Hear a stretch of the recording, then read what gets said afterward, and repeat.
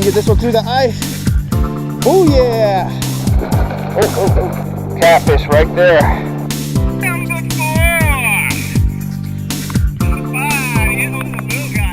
Okay, Josh Bendoski here from BendoskiPowerFishing.com and founder of the Bendoski Power Fishing subscription box, where we catch hundreds and hundreds of fish on exactly what comes in here. It changes every month, and we send out the exact stuff that you see on our YouTube videos so that you get quick, easy access to everything that we are using to catch just hundreds and hundreds of fish. And so we just got back. This was our very first time at a place called Pelican Bay. We have been absolutely slamming Utah Lake. It's just been phenomenal. We caught over 100 last week, and then the next day we were in the 50s to 60s. But the bite today was a little bit slower. This is a week later. There's the ice is too thin. I fell in last week and the week before. I fell in, but the ice is melted, and so there's still ice, but it's too thin. It's just now it's absolutely too thin. You know, we were taking a risk before, but and we did fall in, but you know, but now it's too thin. Okay, so you have to just go off the docks. And so my buddy Ian, who one of my best friends, he said, let's try Pelican Bay. I've never been to Pelican Bay, and neither has he. And it's in Saratoga Springs. It's on the very opposite side of Utah Lake from where we normally fish. I live on the other side. I live on the side, you know, near in Orem. If you look up Utah, if you know anything about Utah. Anyways, that's where I live. But either way, so we went to Pelican Bay, and what was very interesting, and this will lead into my next video that I'm going to film today, is so we go into the harbor. Okay, we go into Pelican Bay Harbor, and this is a Saturday, and we had showed up late. You know, the bite was slow. We went to some other places that we know, and the bite was just really slow, and so we wanted to move, and you have the whole harbor. And then you have a little dam thing with a fence about, you know, a 6 foot, 7 foot fence with bars around this dam area. And the entire harbor was empty. And there was about 20 fishermen right there. Just, I was actually using a full-size pole. I was using my Daiwa. And you know, just in this, each one of them had their own slot in the fence, and they were popping. You know, we were popping white bass, and I'll tell you what we were using, and then I'll get a little bit more into the technique. If you've seen my panfish video from Lincoln Beach Harbor in Utah Lake, that is the same strategy. But I will go over it here in just a second. But it was so interesting. And it'll lead into my next tip here, but I was running a Daiwa. You guys know this is one of my favorite rod and reel combos, the Daiwa D-Shock rod and reel combo. I love this pole, medium light action. I love this pole. I have caught thousands of fish on this exact pole right here. And I don't have it right here with me, but in February, you know, at BendoskiPowerFishing.com, every month we give away new gear. We give away gear. It changes every month. Sometimes it's, you know, different things we give away. But in February's giveaway, we've been promoting it. You may have seen it on the channel or one of my social medias. We're giving away one of these exact rod and reel combos. This Daiwa D-Shock rod and reel combo, one of my favorite rod and reels. And we're going to give away one of those. And the way that you enter the drawing is if you buy a Bendoski Power Fishing subscription box. They're only $16.99. We've got about $35 worth of value inside of them.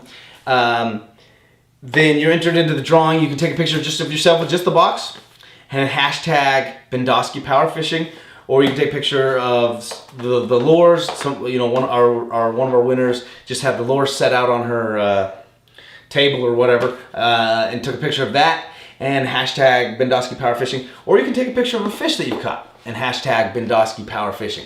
And then you're entered into our drawing, and we'll give you one of these Daiwa rod and reels. But what I was using is I run 20-pound braid to about a 6-foot fluorocarbon leader, okay? And what we ended up using, and these come in the Bendoski Power Fishing subscription box, is 132 jig heads, and I run a double system. I run I run two hooks. In Utah, you can run 3, and occasionally I do run 3, but I've been running 2 at Utah Lake because Utah Lake is a very shallow lake. But either way, so they were hitting the orange. It happened to be that they were hitting the orange. And here was the interesting thing. Normally we would tip them with mealworms, and we were. But they loved the white bass. We caught quite a few white bass.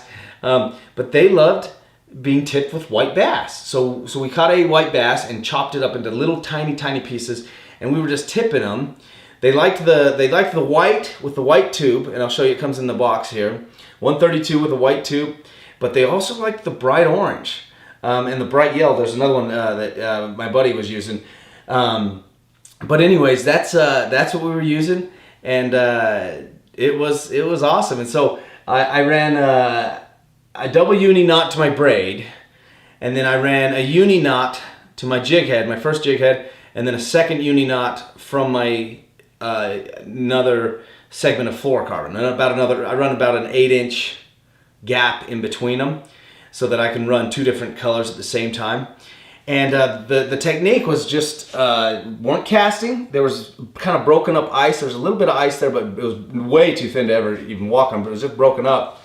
But all we were doing is we were sticking our poles, and you'll see in the video, it was very strange. It was probably the most, I guess the word would be either annoying or uncomfortable fishing way to fish I've ever fished.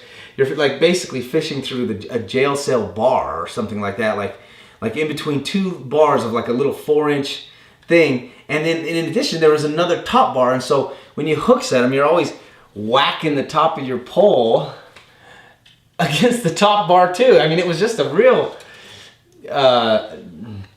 annoying way to fish, but hey, one of the best tips that I'm going to give you as well on exactly that. So that's how we caught them. And here's the video. We didn't catch a ton because, like I said, there's quite a few folks, and you only had, each person was basically ding, ding, ding, ding, ding, ding, ding, lined up just one after another, fishing through these bars.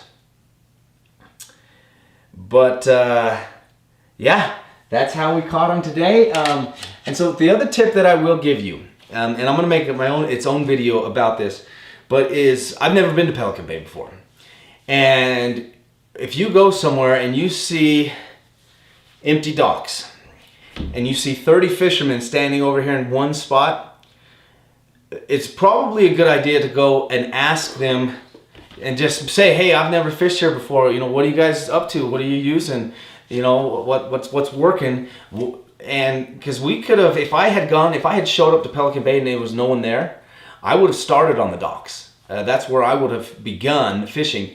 I would have never known that just happens at this harbor, whatever is going on at this this corner with this. It wasn't a dam. It's not a dam. It's maybe some kind of an irrigation. I'm not sure exactly what it is, but that's where they were all catching them, and they were all packed in tight right there. And so, in fishing, not everybody is, that forthcoming. Sometimes people are rude and other things like that. But a great tip, a phenomenal tip, is that to go up and ask, if you see somebody slamming fish, boom, boom, boom, boom, and you're maybe catching one every couple of minutes, go up to that person and be friendly and say, hey, I've seen that you're doing really great over here. Do you mind sharing with me what you're using, or what's working for you? And a lot of times people will share with you what you're, what's working for them. Sometimes they won't, and be prepared for that. And that's life. That's life. Okay. But if they do, that'll give you a way head start. Because if we had gone to Pelican Bay and started on the docks and it was slow there, we may have gone to a different harbor completely, because we went to Pelican Bay because it was a little bit slow somewhere else. And we may have never have found out, and I definitely probably would have never tried fishing through those bars because it was so annoying, but that's how everyone was catching them. And so that would be my recommendation, is if you have somebody there that's really slamming them, just go up and talk to them. You know, they may shoo you off. You know, be prepared for that. They may tell you exactly what they're doing and share with you exactly how it's working. So that's my tip for you today. Here's the video. You know, we nailed a couple of little white bass, and this kid that was sitting right next to me. I'll feature these youngsters in this YouTube video. Really cool kids, really great personalities. You know, fun kids to sit and talk to, and they caught. And I saw another guy did too. I was hoping that I would catch one, but I didn't. It just happened that I didn't. But they were catching these little 3-inch catfish, bullhead catfish. The tiniest little catfish I've ever seen caught. It was just a fun day. You know, it was a weird way of fishing through those bars, but it was a blast. So, you know, that's fishing. And here's the video. This is a brand new harbor that Ian and I have never fished before. But there's the first white bass. Got an interesting technique. We're like fishing through a fence. But these guys have been slamming them all day. Seen quite a few people catch them, but there's number one for me. Just come get a spot right next to me, bro. Got another one. Okay, first one on camera. Under the ice. Almost lost him on the ice. Not a bad size white bass. Look at that, guys. So for the viewers at home, see how weird that is? How you gotta pull them through that fence? Next time I'll come here, I'll bring a big old chair. I'll just stand up so I can do it for real. They're liking, at least orange. I've got both mine on orange end. But for the viewers at home, another white bass, not a bad size one. Pretty blue color. Oh yeah.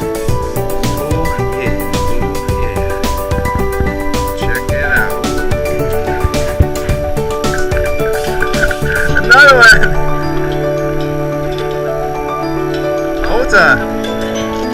What the heck? Let me see that. Holy moly, look at this little tiniest little baby catfish you ever seen. What the like? Let's see it. That is, he's using this white bass to do it too. That's so funny. Look at that little thing. No! Oh, got one. The white bass. He swam around. Yeah, it's so annoying to have to come through here. Oh yeah. Okay, guys. There is an. Yeah.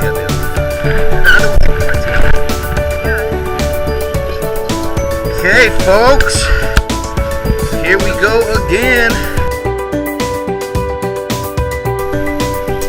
It's been a slow day, but still catching fish.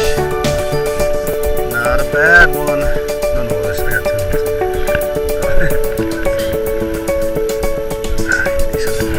Okay, guys, here's another one. These white bass are sure fun to catch, and there's usually a lot of them.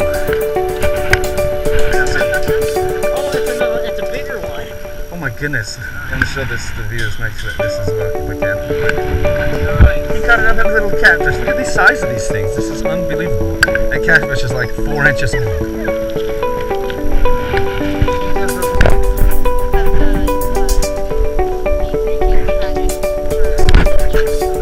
Is that a YouTube channel? D3 Kings Magic? Oh, D3, okay, cool. Yeah, it does.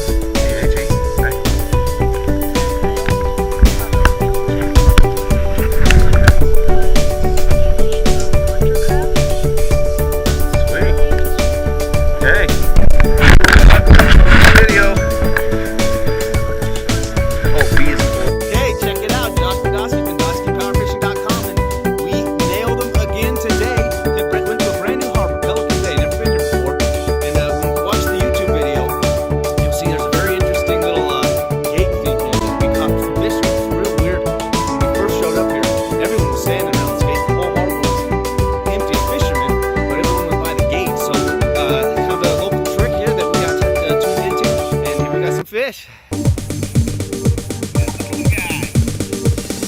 Get this one through the ice. Oh yeah. catfish right there.